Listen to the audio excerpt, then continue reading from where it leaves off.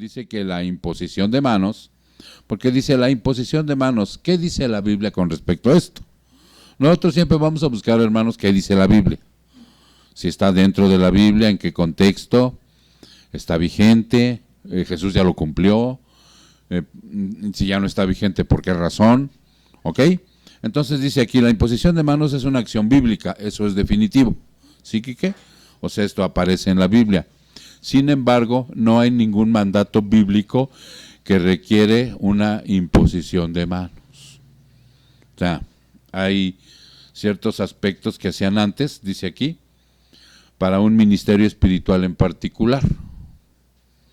Lo que decía mi hermano Juan es que, al igual que yo, en alguna ocasión, cuando iban a hacer algún, más que a orar por alguien, era la situación cuando ellos estaban ordenando a alguien, un pastor, un diácono. Cuando iba el cuerpo de ancianos iba a ordenarlo, los llamaban al frente y les imponían manos, ¿sí? En la actualidad. Ok.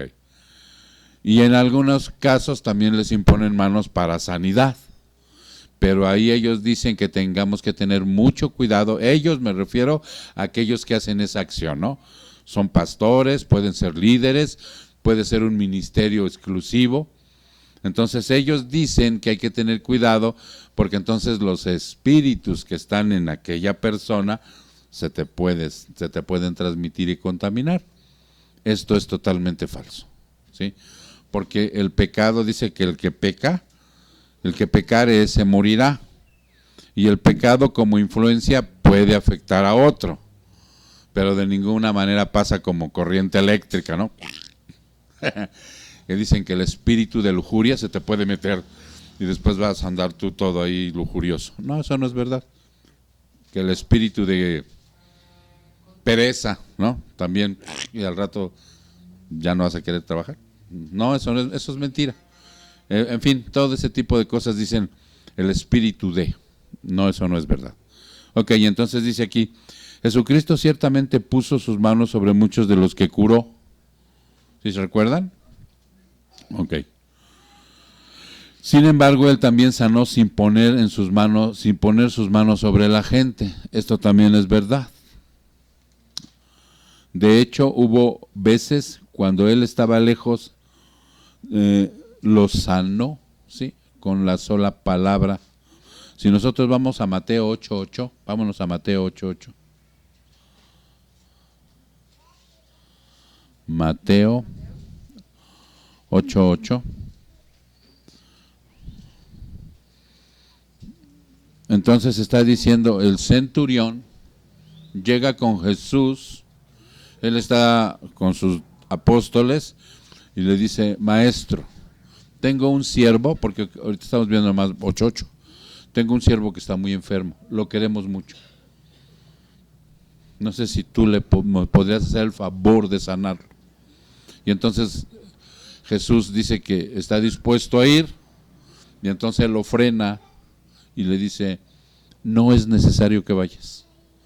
Mira, dice, yo no soy digno de que tú entres a mi casa, pero sé que eres un hombre que tiene el poder para mandar y hacer las cosas. Dice, porque yo mismo soy un hombre en poder. Yo tengo a mi mando gente que si yo le digo a él, ve y haz esto, va y lo hace. Si yo le digo a aquel, ve y haz aquello, va y lo hace. Así que con que solamente lo digas, yo lo creo. Entonces se voltea y dice, wow, Jesús, ¿no? Yo no había visto tanta fe en todo este lugar. Dice, ve, tu fe ha salvado a tu siervo. Entonces, Señor, no merezco que entres bajo mi techo, pero basta con que digas una sola palabra y mi siervo quedará sano. Eso es lo que dice el 8:8. ¿Estamos de acuerdo? Entonces, no era necesario que le impusieran la mano. A continuación se presentan dos casos a considerar. En un caso, el Espíritu Santo concede el don de hablar en lenguas con el acto de la imposición de manos del apóstol, y en el otro caso lo hace sin imposición de manos, sino simplemente a través de la predicación del apóstol. Dijo Pablo: Juan bautizó con bautismo de arrepentimiento, diciendo al pueblo que creyesen en aquel que vendría después de él, esto es, a Jesús el Cristo. Cuando oyeron esto, fueron bautizados en el nombre del Señor Jesús. Y habiéndoles impuesto Pablo las manos, vino sobre ellos el Espíritu Santo y hablaban en lenguas y profetizaban. Esto está en Hechos 19:4. Corrobórenlo, hermano, para que... ¿Ok? ¿Tienes algo? Okay. Sí, ahí está corroborado, ¿ok? Entonces también aquí habla la Biblia de que en el momento en que Pablo les imponía las manos, ellos hablaban en lenguas. Ahora, ¿qué es hablar en lenguas? Lo hemos estudiado perfectamente. En idiomas, exactamente. Habló en idiomas y profetizó. ¿Qué es profetizar? Vertir la palabra. ¿Ok? Muy bien. Y la otra parte que está en Hechos 10, 44, 46 es la que les voy a leer. Mientras aún hablaba Pedro estas palabras, el Espíritu Santo cayó sobre todos los que oían el discurso. Y los fieles de la circuncisión que habían venido con Pedro se quedaron atónitos de que también sobre los gentiles se derramase el don del Espíritu Santo, porque los oían que hablaban en lenguas y magnificaban a Dios. Ahí está otro índice, Enrique, acerca de esto que es bíblico. En Primera de Timoteo 5:22, vámonos a Primera de Timoteo 5:22, dice lo siguiente: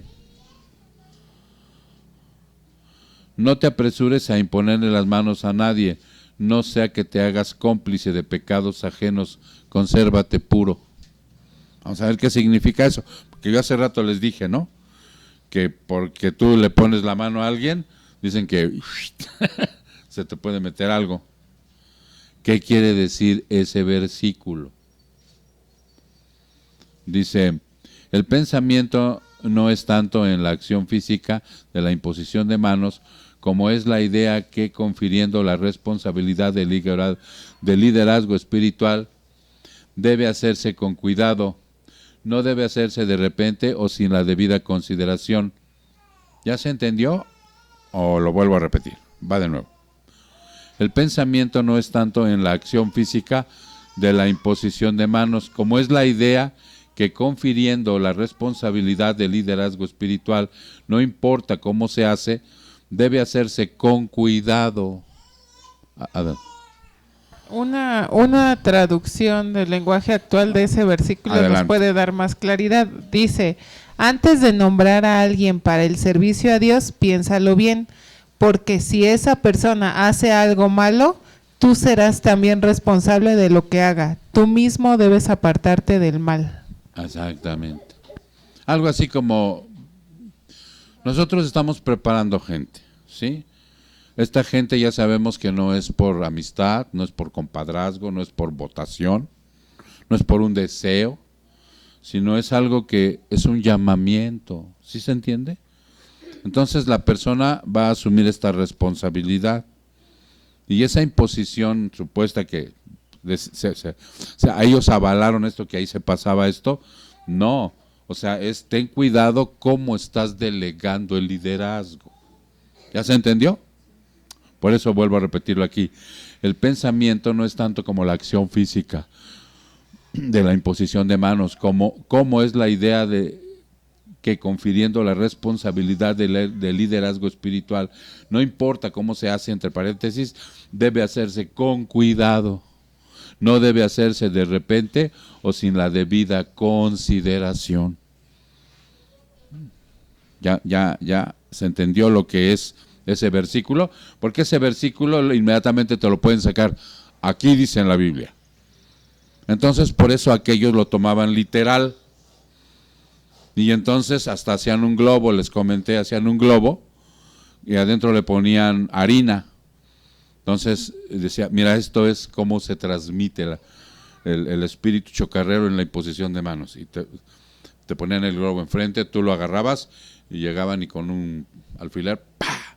Y entonces te salpicaba la harina. ¿Ya lo viste? Ten cuidado. ¿Tergiversaban el versículo, sí o no? Totalmente. Totalmente. Okay. Sin duda, la imposición de manos en la iglesia primitiva era un medio de conectar el mensaje con el mensajero o el regalo espiritual con el dador dotado.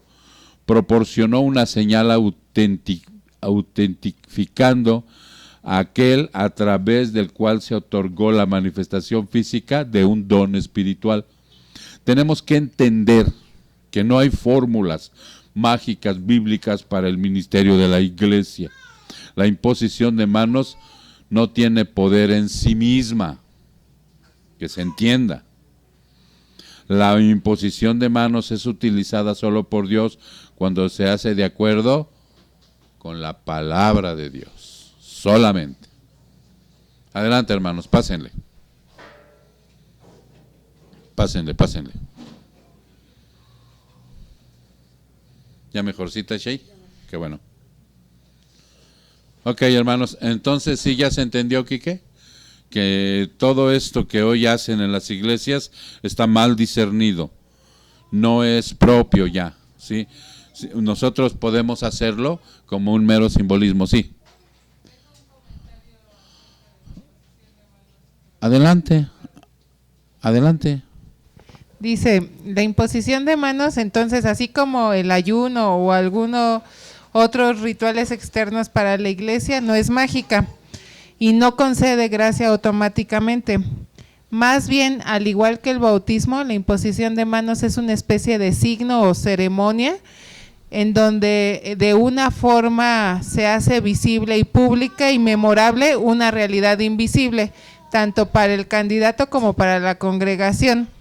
O sea, sabemos que Dios le está otorgando la autoridad, por decir, para un liderazgo de algo.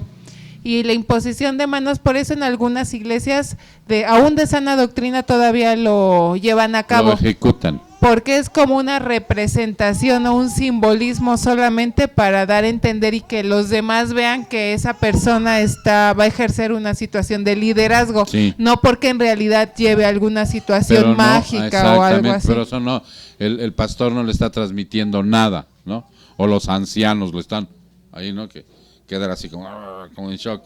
No, ¿sí se entiende? Ok. Y esa entonces es la respuesta aquí, que ya no es normativo para la iglesia. Algunos lo utilizan como es simbólico, lo utilizan como cuando van a ungir con aceite, ¿no? Al mismo que le imponen la mano, luego mandan traer el aceite y lo ungen, ¿no? ¿Ustedes saben por qué se ungía antes? ¿Y de dónde vino esto? ¿Alguien lo sabe? Se le hace a las ovejas, exactamente. ¿Para qué? Para que se le caigan los piojos. Oye, pero a mí que no me echen aceite. O sea, para que se le caigan los piojos. Entonces ellos lo tomaron porque también es una acción bíblica, ¿sí? Nosotros evitamos hacer estos simbolismos precisamente para evitar que después ustedes confíen más en el aceite. Había veces que les daban una porción de aceite y se lo llevaban y lo cuidaban como más que la salvación. Y cuando había algún problema se lo ponían en la panza, se lo ponían en la cabeza, o a los enfermos, ¿no? A ver si sanaban. Y terminaban teniendo más fe en el aceite que en el Señor Jesucristo. Entonces, no. Por eso nosotros evitamos, pero se los explicamos, ¿no? A través de estas sesiones de preguntas, ¿ok? Entonces queda claro, mi Quique, que ya, aunque tú lo veas en una parte, si lo están haciendo como simbolismo, está bien. No hay ningún problema, están conectados con la realidad. Pero ya si lo están haciendo como algo mágico, ya no sirve. Ok, bueno, pues a Dios gracias, contestada una pregunta. ¿Cuál es tu pregunta, Julio? Jesús, ¿tú tenías un comentario también? A ver, déjenme, mientras la preparas tu pregunta, a ver, Jesús, el último comentario acerca de esto. Bueno. Pues es casi lo mismo. En esta parte dice, se nos dice que aún no había descendido el Espíritu Santo sobre ninguno de ellos, se está refiriendo a los de Samaria. Ajá. Dice, con las señales extraordinarias que manifestaron en los discípulos el día del Pentecostés. Así pues, Pedro y Juan descendieron, dice, y oraron por ellos para que recibiesen el Espíritu Santo. Entonces les imponían las manos y recibían el Espíritu Santo. Aquí comenta que era un evento específicamente para ellos. Ujú. ¿Por qué? Porque tenían que sentirse identificados con la iglesia cristiana. Ok. Y con lo que iba a hacer Pablo, Ok. y por eso se había retrasado en ellos el que descendía el Espíritu Santo. Ok. Ese fue un momento específico para ellos en los que los apóstoles bajaron y les impusieron manos, y Ok. entonces en ellos descendió. Sí. Entonces queda claro, ¿verdad? No hay poder que transmita el ungido ni nada de eso. Es un simple simbolismo, y nosotros, basado en la palabra, cuando vamos a otorgar un liderazgo, pues entendemos y esperamos que esa persona no es perfecta, pero que sí va a ir trabajando tanto santidad, honestidad, fidelidad, en fin, una serie de cosas, compromiso con Dios, en fin, una serie de cosas que cuando viene a servir, que dice, yo quiero servir, perfecto, ven, hablamos con él o ella y ya le manifestamos todas estas situaciones, ¿no? Cuando también te dicen, ay, unge tu carro, para que... Ay. Échale agua bendita, ¿no? Sí, no, tampoco. mismo, O sea, ¿no? es lo mismo, es como, puedes orar para que esa bendición material que ha llegado a tu vida, le puedes pedir al líder, al pastor, a un hermano, ¿no? Sí. Le puedes pedir de favor que ore para que traiga bendición. Yo recuerdo que cuando compramos el Latitos era para chambear, ¿no? Trabajaba yo de taxista. Y entonces yo fui con el pastor y le dije, no, ora por mí para que... Sí, pero no fue con el aceite y de ahí...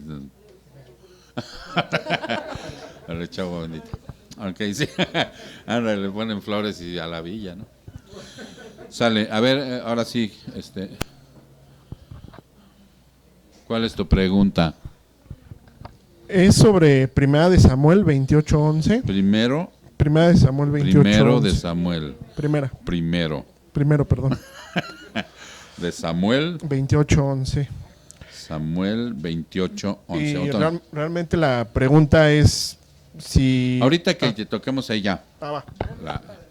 Ok. Muy bien, entonces seguimos. Ahora vamos a ver la de Alex en Lucas 1:19. Vámonos. 7:19. Lucas 7:19.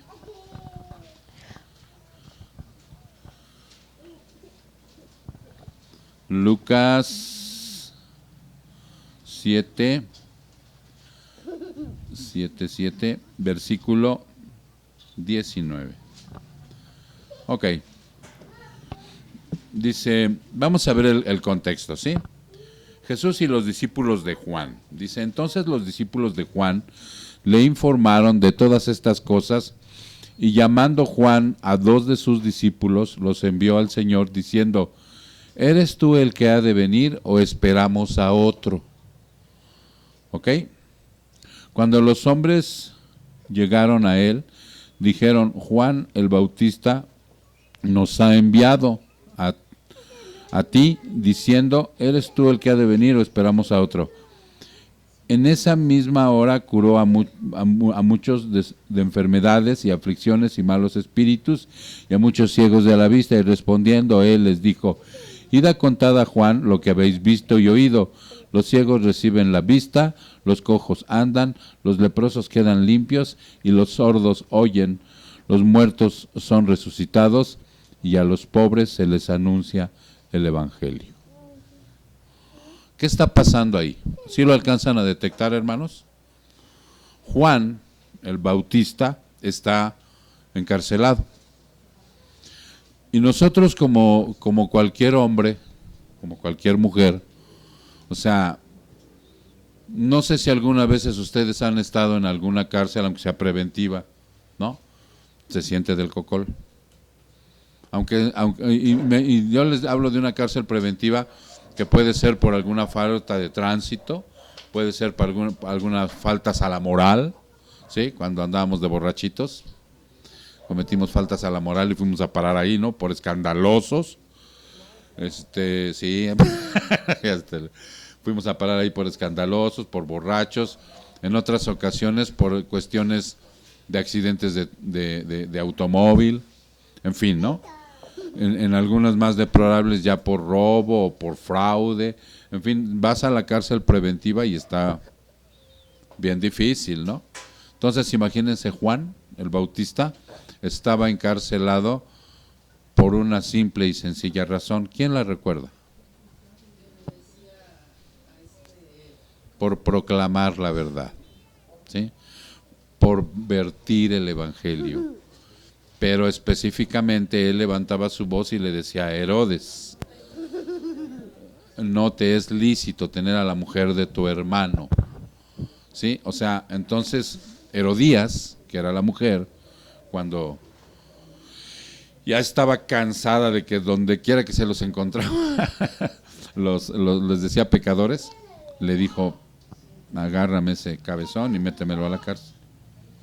Entonces Juan, en su estado de humano, llegó un momento en que dudó acerca de esta situación. Él, hermanos, parecería que hubiese una contradicción, ¿o no? ¿Dónde pueden ver la contradicción? Dice Jesús que de los nacidos de mujer, ese hombre era uno de los mejores que tenía, exactamente, que tenía un buen potencial para lo que fue levantado Juan. Porque inclusive el Evangelio de Juan empieza con eso, ¿sí? Empieza hablando de Juan prácticamente, empieza hablando de Jesús, pero inmediatamente se va a Juan. Y dice que este hombre preparó el camino para el Salvador. Entonces, ¿en dónde está la cuestión de que nosotros pudiéramos ver la incongruencia? Que fue mandado a eso, a preparar el camino para Jesucristo. Pero llegado un momento, le llegó la duda, ¿no? Y él tenía discípulos. Juan tenía discípulos. ¿Sí recuerdan? Dos de ellos que se fueron con Jesús inmediatamente, ¿quiénes fueron?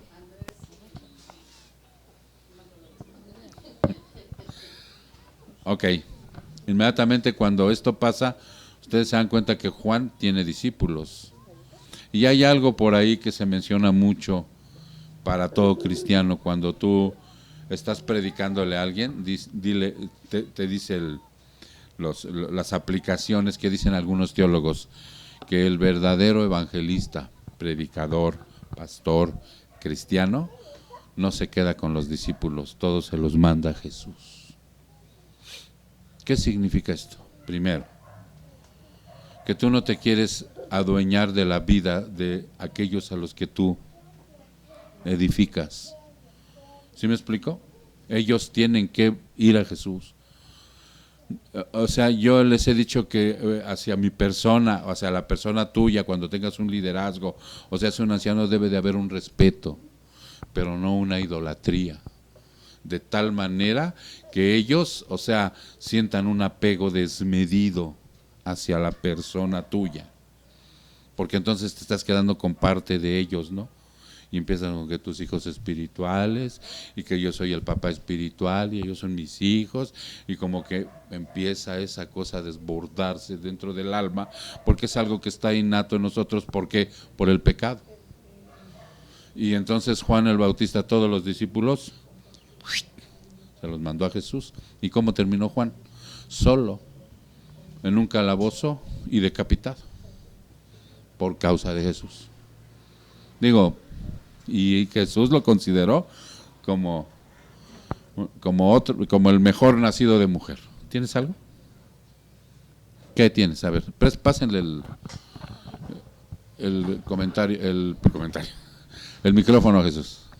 Bueno, dice, ahora tenemos el mensaje de Juan el Bautista, que Juan el Bautista le envió a Jesús y la respuesta que él obtuvo. La gran pregunta que todos, a ejemplo de Juan, debemos hacernos es si Cristo es el que había de venir o tendremos que continuar aguardando a otro. Estamos seguros de que Dios prometió un Salvador. Estamos igualmente seguros de que lo que Dios prometió lo había de cumplir. Si este Jesús, el Mesías prometido por Dios, habremos de creer en él, si no, habremos de continuar esperando. Incluso la fe de un hombre como Juan el Bautista necesitaba ser confirmada en relación con este asunto de vital importancia. Los hombres más significativos del pueblo de Israel no habían creído en Jesús, del poder de la majestad y de los triunfos que todos esperaban del Mesías. No aparecía nada en Jesús, pero consiguiente no es extraño que pregunten, ¿eres tú el Mesías? Pero Cristo dejó que sus obras respondiesen por él. En esa misma hora, en presencia de los que habían venido a la gran pregunta, sanó a muchos de enfermedades y dolencias y de malos espíritus y otorgó la vista a muchos ciegos.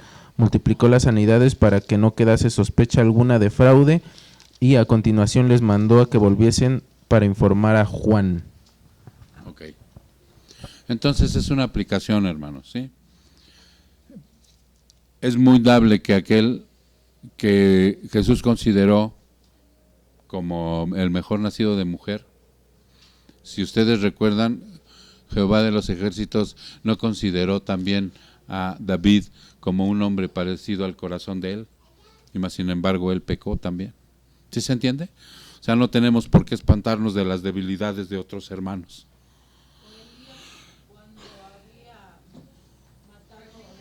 A ver, permíteme, Elías. Sí, cuando había decapitado a los sacerdotes de Baal y vio el poder de Dios poderoso y después estaba escondido en una cueva porque como hombre Jezabel lo perseguía. Sí, le mandó a amenazar. Entonces esto es muy dable. Miren, ahorita que no sé si tenga algo que ver con el pequeño video que les compartí en la mañana, cuando un hombre, un pastor, baja y le dice la verdad de tantos engaños que le habían dicho a Agustín Melgar, ¿se llamaba? Julio Melgar. Agustín Melgar es el niño héroe, ¿verdad? Perdón, Julito, donde quiera que esté. No, debe de estar allá con el Señor. Entonces, sí, Julio Melgar, y él es el que le hace una mención acerca de esto. Él es el que le hace una mención. Yo siempre he pugnado para que lo que les acabo de decir, el hombre no reciba la gloria, ¿no? Sino Dios. Y uno de los puntos es que haya respeto para uno, pero que no haya idolatría, ¿sí? Entonces, imagínense a este pastor, yo lo vi como un hombre que en ese momento está teniendo mucha compasión por alguien que está muriendo, pero que a través de falsos profetas ha sido engañado. Entonces este hombre tuvo que bajar con mucho tiento. Yo en ningún momento vi que lo adulara, sino que lo vio con mucho tiento, para poderle decir la verdad a un hombre que está falleciendo en ese momento. Y creo que así debemos de ser nosotros, cuidar el no ser antropocéntricos, pero también ser, según las circunstancias, cuidadosos con la verdad, ¿no? Yo no le puedo decir tajantemente a alguien, tú eres un perro y a ti no te voy a dar lo santo. No, tengo que ser muy cuidadoso, amoroso, para poder decir también la verdad. Entonces él básicamente le dice, ¿no? Acuérdate, dice, y tú, Juan dudó, pero tú, haz de cuenta como el que está preguntando, ¿no?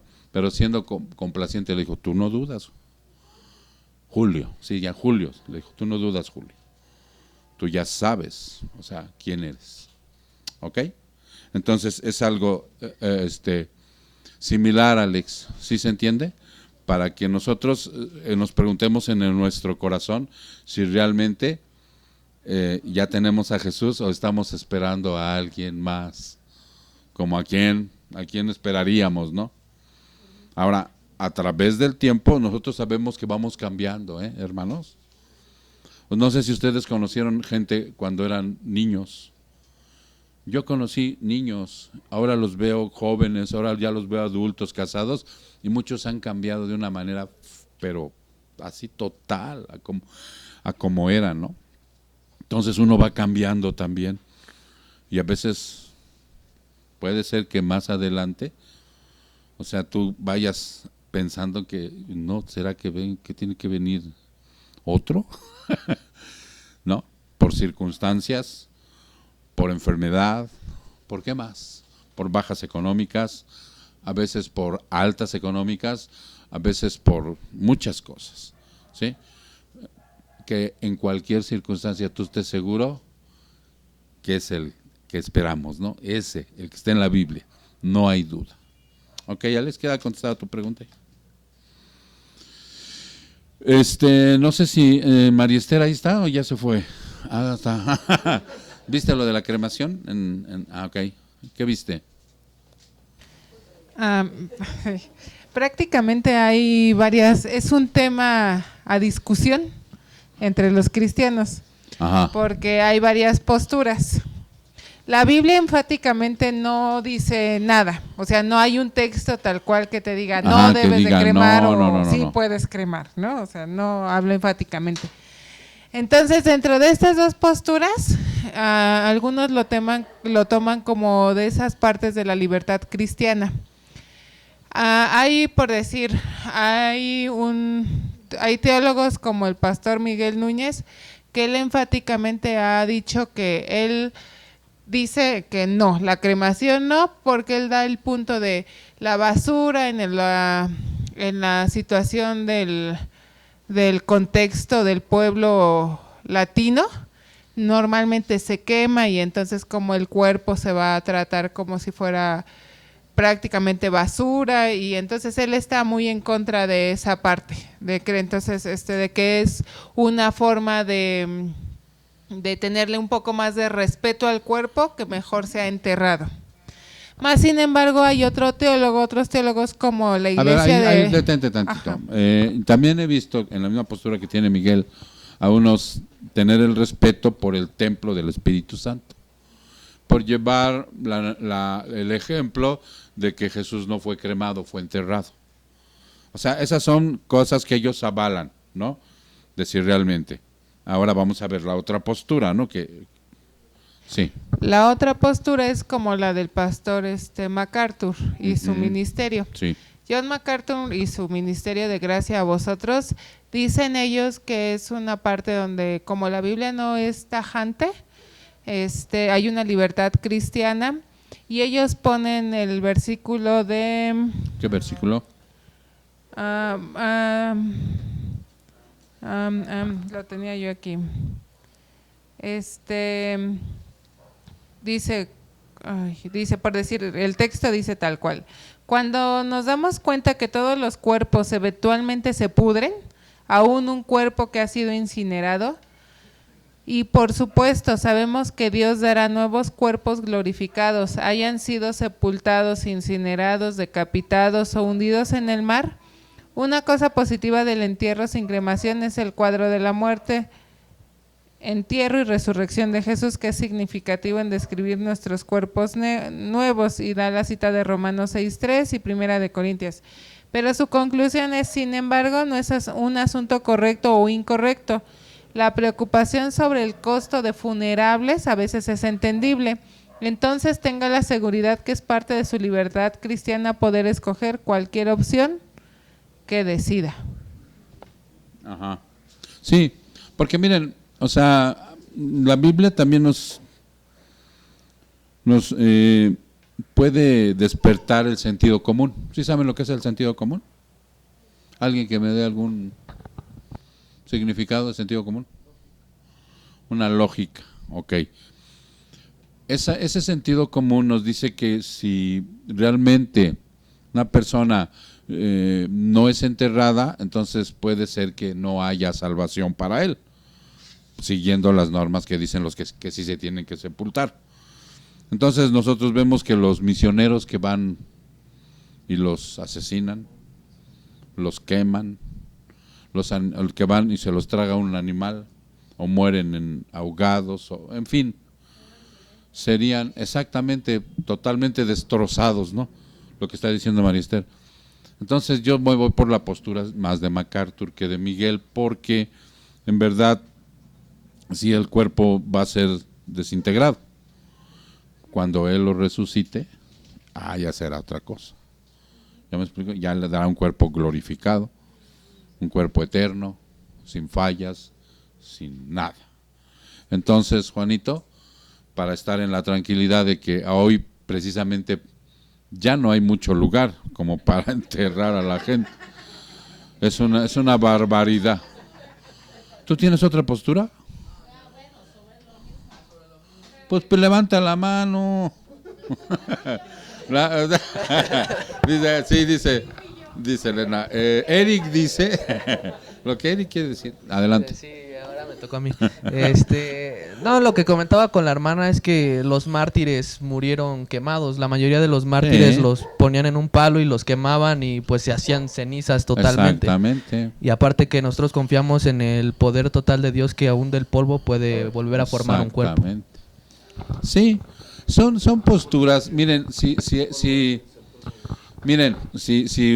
alguno de ustedes tiene la posibilidad y tiene la perpetuidad en el Panteón Dolores y lo sepultan, también no hay ningún problema. ¿Sí me explico? No hay ningún problema.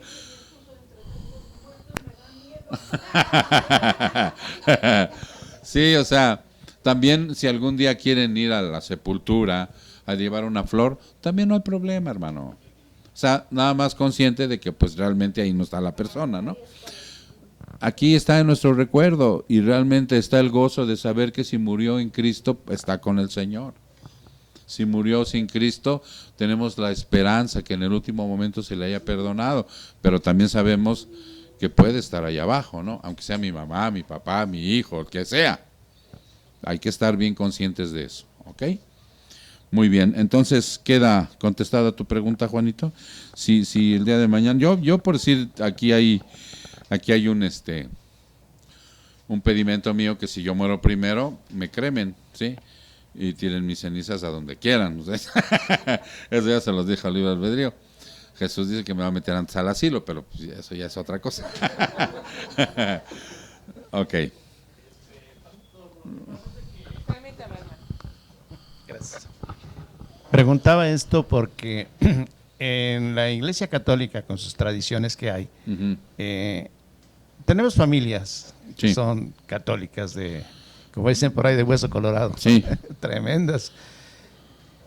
Nos ponen a nosotros en una forma muy incómoda. Que cooperemos, que vayamos y que ayudemos a mejorar la tumba y cosas que... Y la verdad es una pelea tremenda. O sea, yo no entro en eso. Okay. Y con estas preguntas yo quiero aprender para que un día que vaya a platicar con mi familia, lleve yo conocimiento de qué es la cremación, de qué es esto y qué es lo otro, para poder salir adelante y dejarlos tranquilos, porque es una revolución tremenda. Sí, más tratándose de familia. Son tradiciones tremendas. Tremendas y costumbres.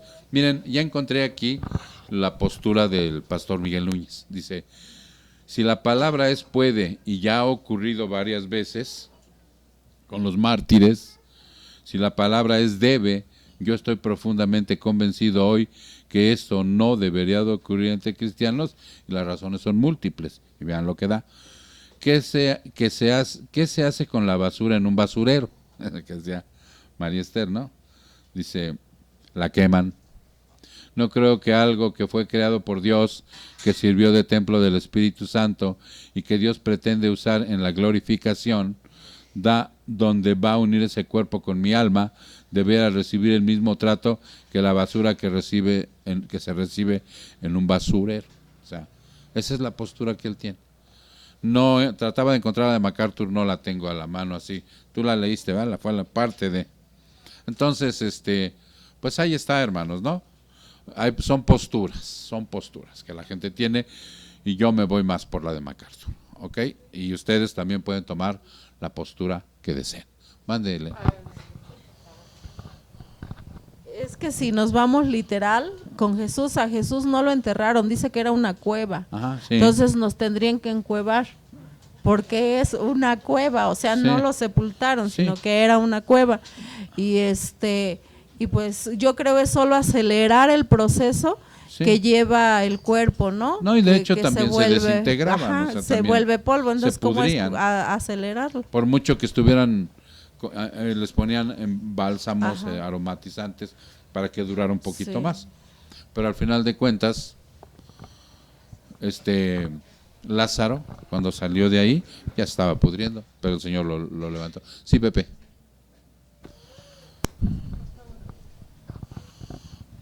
Adelante, Pepe.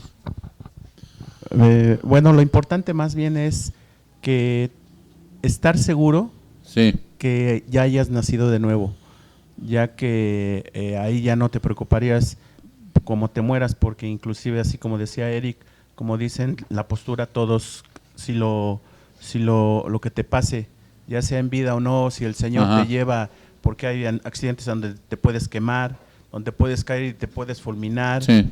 te puede comer un tiburón, no sé, es tu alma la que Dios quiere Sí. y es parte de, ¿no? Estaba yo viendo un poquito más abajo, Pepe y hermanos, que uno de sus mismos pastores de Miguel, Héctor Salcedo, que le dicen Chacho, dice, ahora, si alguien genuinamente cristiano fue cremado, no tiene impacto en su destino eterno. No lo tiene.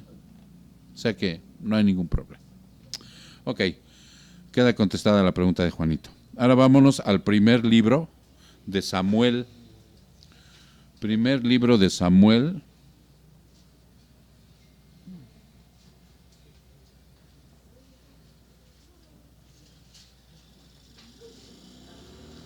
De Samuel 28. En el capítulo 28. En el versículo 11. Ya sé cuál es. Ya sé cuál es. Tengo como 20,000 respuestas. Ahorita te lo... 28:11. Está buena. Lo que pasa es que también hay posturas. 11. Entonces la mujer dijo, primero, porque es libro. Miren, déjenme aclarárselo. No es necedad mía. Sino que a las cartas se les dice primera carta de Pablo, primera carta de Tesalonicenses, y estos son libros, entonces le dice primer libro de Samuel, primer libro ¿de qué otro primer libro hay? De Crónicas, de Rey. Ok, entonces, ya estando ahí en primer libro de Samuel, en el capítulo 28:11, dice, entonces la mujer dijo, ¿a quién debo hacer subir? Y él respondió, tráeme a Samuel. Es lo que dice el 11. Ahora sí, venga la pregunta y ahorita le damos el contexto. Pues la pregunta es si fue realmente Samuel quien habló a Saúl por medio de la divina. Por medio de la divina. Y si en ese contexto, bueno, si Dios permitió en esa ocasión que pasara ese acontecimiento, pasara eso. o sea, si nada más en ese acontecimiento fue. O se puede, ¿no? O se puede, exactamente. Por medio de una bruja. Por medio de las brujas y de todo eso, ¿no? Ok, Exacto. actualmente sí. Ajá. Sí, este es algo también ya muy discutido y también hay 2 o 3 posturas por ahí, porque dice Saúl, vamos a ver el contexto, ¿no? Para que los demás se enteren, ¿qué pasó ahí? Saúl se disfrazó poniéndose otras ropas y fue con 2 hombres. ¿Por qué se disfraza?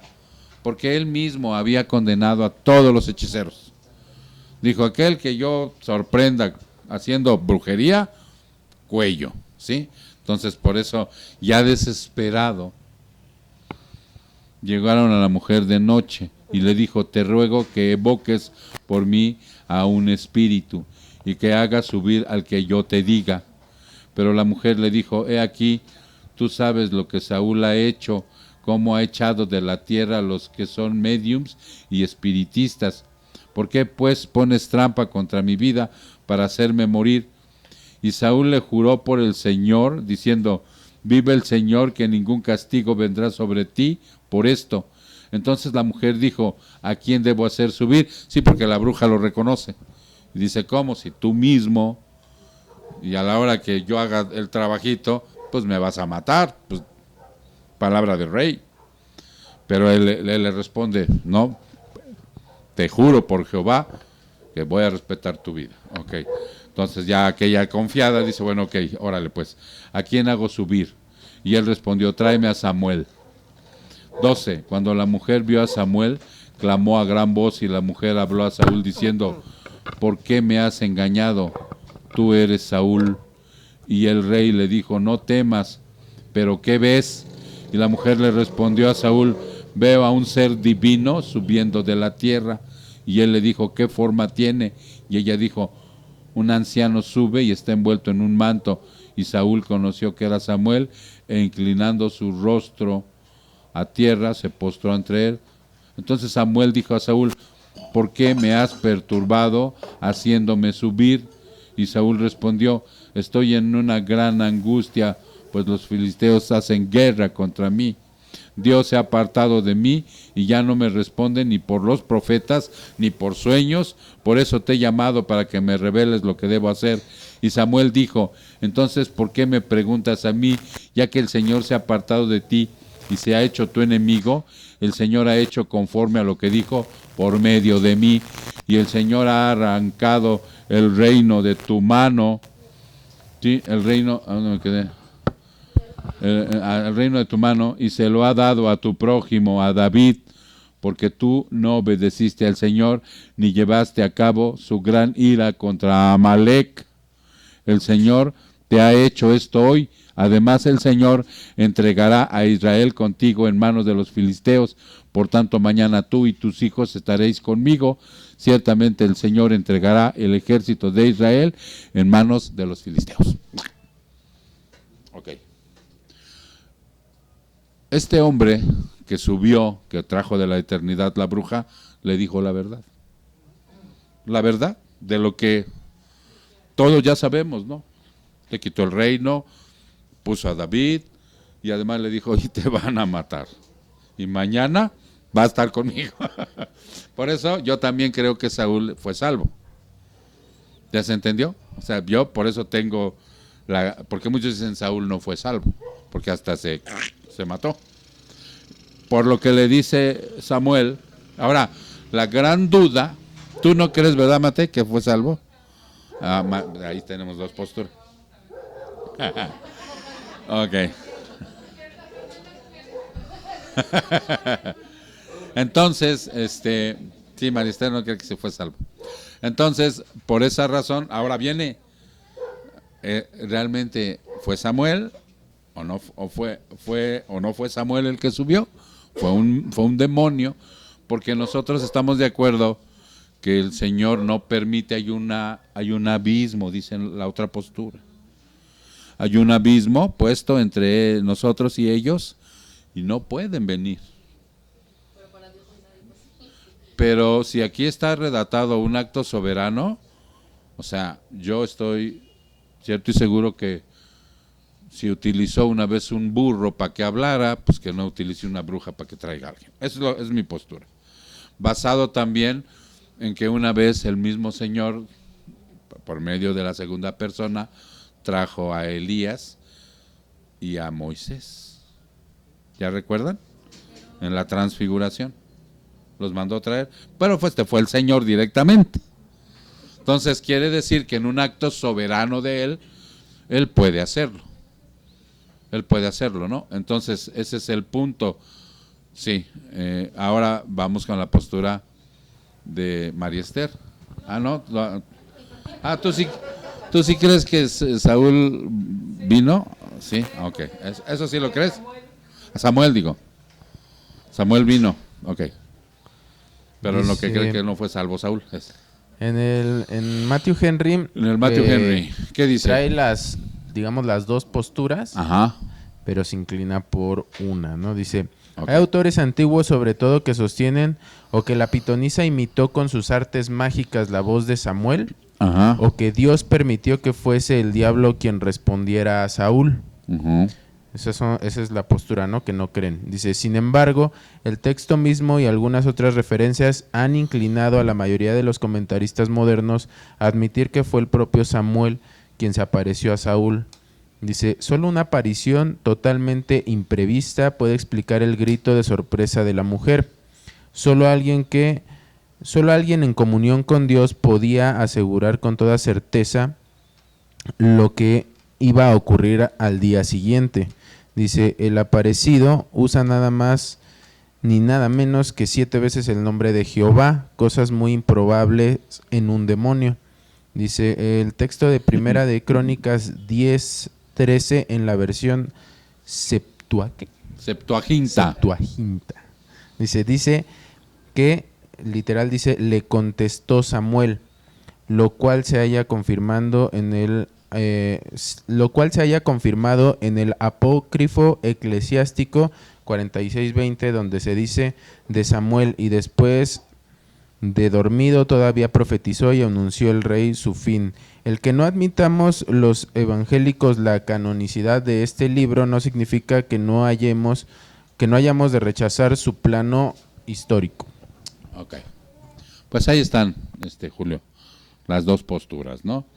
Yo por el contexto que tiene aquí, por lo que menciona Jehová y le dice algo muy importante, dice, ¿para qué me mandas a hablar si ya sabes lo que te dijo el Señor? ¿No? Bueno, ya que estoy aquí, mañana te vi. Mañana vas a estar conmigo. Bueno, pero también ya sabes que el demonio se las gasta, ¿no? Por eso. A ver, Eric. Espérame. Pide el micrófono, Che.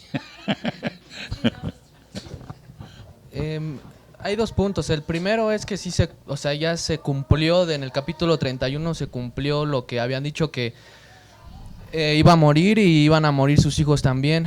Y el otro punto es de que realmente un demonio no puede saber la voluntad de Dios, un demonio no puede conocer lo que le espera a una persona porque no es omnisciente. Entonces, en cuestión de la omnisciencia de los demonios, ellos no saben el plan de Dios para un cristiano. Entonces, desde ese punto yo creo que sí fue Samuel el que se le permitió venir a la tierra. Sí, pero pues allá es cosa de que... ¿Qué postura tomas, por cierto? No, ay, tú, óralo y... Digo, nosotros mientras no nos salgamos del primer orden, podemos tener nuestras posturas, ¿va, Pedrito? No hay problema. Aquí la cuestión es siempre lo importante del primer orden, tener bien clara la doctrina que nos hace hermanos y la enseñanza de Jesús que nos hace santos. Esa es la que tenemos que tener bien precisa para que ya caminando en santidad podamos ser condescendientes los unos con los otros, ¿no? Y ni siquiera estarnos friccionando, y ni siquiera estarnos peleando o diciendo cosas con respecto a nuestras posturas que en un momento dado tenemos. Ustedes han visto que mi propia hija, ¿no? tiene otra postura, pero nos tratamos con respeto. Vas a ver si al rato la llevo al bazar, pues. A propósito. No es cierto, no es broma. Ok, entonces queda contestada tu pregunta, ¿verdad? Muy bien, pues estamos sobre el tiempo, hermanos. Ya no hay más preguntas. No sé si alguien quiere hacer alguna. Tenemos 8 minutos. A ver. Ahora, lo que la hermana quiere preguntar es... ¿Qué pasó? Gracias, Eric. La que le hacía el sábado en la oración, que la tocamos, es en Primera de Corintios 12. Primera de Corintios 31. 12, 31. El contexto habla de los dones espirituales. Sí. Y le decía que en la iglesia donde estábamos, así como que había unos que no eran así, como que eran menos, y como lavar el baño y todo eso, y ellos nos citaban mucho este versículo. ¿Cómo dice, Elena? El 11:31 dice, procurad pues... 11. 12:31, perdón. 12:31. Primera de Corintios 12:31. Sí. Adelante. Sí, es la Reina Valera, dice así. Procurad pues los dones mejores, mas yo os muestro un camino aún más excelente. Mi pregunta es, ¿entonces hay dones mejores que otros? Procurar porque- los dones mejores. Ujú, porque el contexto habla de que somos un cuerpo y que si la oreja le dice al pie que no te necesito, entonces pues, o sea, todos nos necesitamos porque en Cristo somos un cuerpo. Vamos a ver una versión, porque probablemente no tenga el contexto de mejores, ya que si te da el don del servicio, ¿no? Para servir, lavar baños, acomodar sillas, acomodar a la gente, pero si te da el don de predicar, yo creo que Dios no hace distinción en eso, ¿sí? Va a haber un momento en que Él va a dar una corona, la corona de la vida, con respecto a la obediencia, eso sí, ¿no? Que definitivamente Él pueda ver qué persona fue más obediente que otra, y ahí sí puede haber cierta distinción, pero no por los dones. ¿Encontraron algo, chicos? Vamos a ver una versión. Vamos a ver la de la Nueva Traducción Viviente. ¿Tienes una? ¿Cuál? ¿La Nueva Traducción Viviente? Ok, adelante, Sandy. Dice, por lo tanto, ustedes deberían desear encarecidamente los dones que son de más ayuda, pero ahora déjenme mostrarles una manera de vida que supera a todas las demás. Ahí está. Sí, porque en la tarde me decía mi esposa, oye, ¿de dónde sacas esas palabritas de imperativo aoristo? Le digo, mija, es que son cosas que nos manda el Señor a indagar por la gramática. Una palabra puede cambiar el contexto para que realmente no se vea contradictorio. Entonces, como dice la Nueva Traducción, que sean de más ayuda. Entonces, en un caso así, pues entonces ahí está el punto, ¿no? No que sean mejores, sino que presten una mejor ayuda. ¿A quién? A los santos, a los santos. Los santos, acuérdense que los dones de la iglesia son para edificar a los santos. A ustedes, a mí. Yo cuando llegué ya había santos preparados, leídos e instruidos y con santidad trabajando, y me ayudaron para que yo creciera en mi fe, en mi conocimiento, en mi práctica, ¿sí? Esos santos ahora son ustedes los que les corresponde un día instruir a alguien, ¿no? En la fe, en el conocimiento, pero sobre todo en la práctica. Tu mejor predicación es tu vida. Que se acerquen a ti y vean una vida clara, diáfana, honesta, sin mentiras, o sea, con santidad, no perfecta. Para que el día que nosotros veamos la falla, fíjense bien, hermanos, el día que nosotros veamos la falla en el hermano, no nos desmoronemos y digamos, como dicen muchos, ay, se me cayó mi ídolo del pedestal. Estabas mal enfocando, porque lo tenías como un ídolo, exactamente. Lo tenías como un ídolo, no lo tenías como un hermano que está trabajando santidad y que también es humano y que tiene errores. Y que un día a lo mejor hasta con su mismo carácter te puede lastimar. Pero ¿qué dice la palabra, Ray? Perdónense los unos a los otros, ¿sí? Ayúdense en amor. Aquel cristiano que no, cuando se le ofende o cuando se le lastima con alguna, en ese momento un pecado de carácter de la otra persona, realmente no está creciendo, sigue siendo muy inmaduro. Adelante.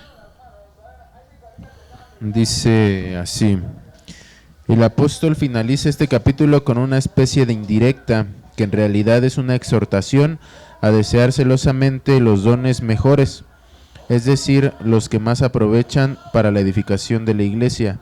Pero hay todavía algo mejor, indispensable, que los mejores dones, y yo os voy a mostrar todavía un camino más excelente. Dice, el griego kat hipérbolen da a entender claramente que el amor es el camino por excelencia, es decir, el modo que debemos conducirnos, no para obtener los mejores dones como algunos opinan, sino para que la necesaria espiritualidad personal, como vamos a ver en el capítulo siguiente. Ok, ¿ya queda claro? no son mejores, son los que más pueden ayudar, pero ahí inclusive mete una aplicación el teólogo. Sí, Mate. Sí, otro comentario dice exactamente casi lo mismo. Dice, los dones mejores son los dones que edifican al cuerpo entero. Y son 3 según el versículo del siguiente capítulo 13:13, que es la fe, la esperanza y el amor, aunque el amor es el más grande de ellos. Ahí está. Ok. Si no hay amor, nada soy. Así sea bien dadivoso. Ok, mis hermanos. Bueno, pues entonces se contestaron estas preguntas y ojalá, mis hermanos, que pues hayan quedado convencidos, ¿no? de las respuestas, puesto que nos basamos totalmente en lo bíblico. Ustedes lo vieron. ¿Sale? Vamos a orar.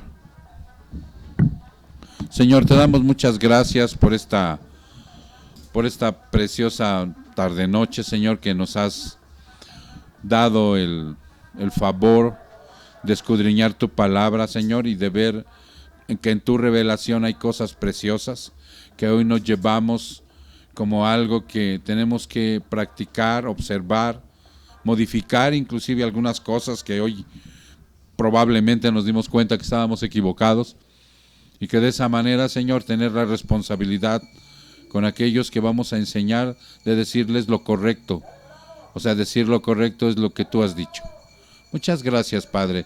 Yo te pido que lleves a mis hermanos con bien, que los guardes, Padre, te lo ruego, para que de esa manera puedan llegar a sus hogares sin ningún contratiempo. Gracias, Señor. Te damos honra y gloria en el precioso nombre de Jesús. Su pueblo dice, amén.